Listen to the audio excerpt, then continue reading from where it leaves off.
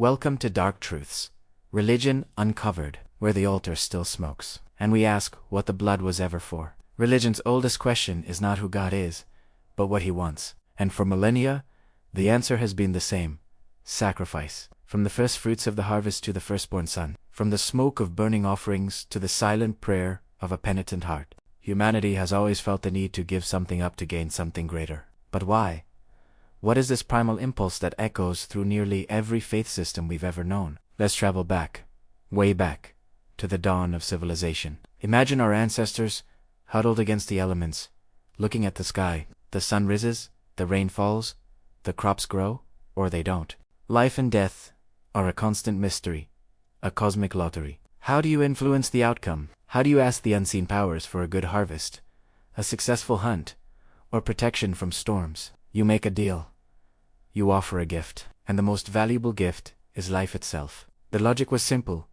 To receive life, one must give life. So, an animal, a portion of the harvest, something precious was offered up, sent back to the source of all things. It wasn't just about giving something away. It was a transaction, a way of participating in the cosmic order, of showing gratitude and respect to the powerful forces that govern their world. Now, fast forward to the great organized religions. In ancient Judaism, the sacrificial system was incredibly detailed. The tabernacle, and later the temple in Jerusalem, was essentially a holy abbot, a place where the relationship between God and humanity was constantly maintained through a series of offerings. There were sin offerings to atone for wrongdoing, burnt offerings to show devotion, and peace offerings to celebrate fellowship. Each drop of blood, each plume of smoke, carried a message to the heavens. It was a tangible, physical way to say, "I'm sorry, thank you, or I am here." This system wasn't just about fear. It was about connection. It made the abstract concept of God feel real, present, and engaged in the daily lives of the people. It was a structured way to manage the spiritual and moral debts of an entire nation. Then came a radical shift. In Christianity, the narrative changed dramatically.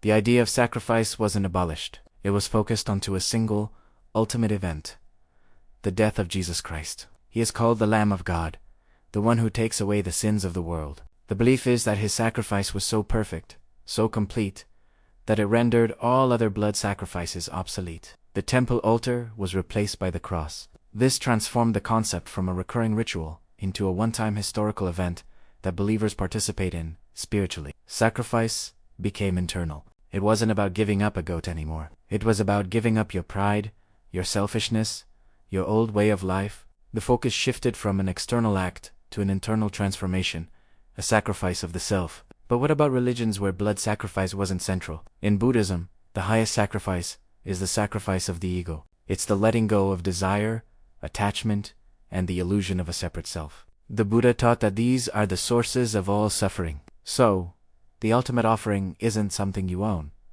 It's the very thing you think you are. Similarly, in Hinduism, while animal sacrifice has existed in some traditions, the concept of yajna, or sacrifice, is much broader. It can be an elaborate fire ritual, but it can also be the simple act of offering a flower, a prayer, or even dedicating your daily work to a higher purpose. The Bhagavad Gita expands on this, suggesting that selfless action, performed without attachment to the results, is itself a form of profound sacrifice. So, from the blood-soaked altars of antiquity to the quiet chambers of modern meditation, the theme remains: we sacrifice what we have for what we hope for.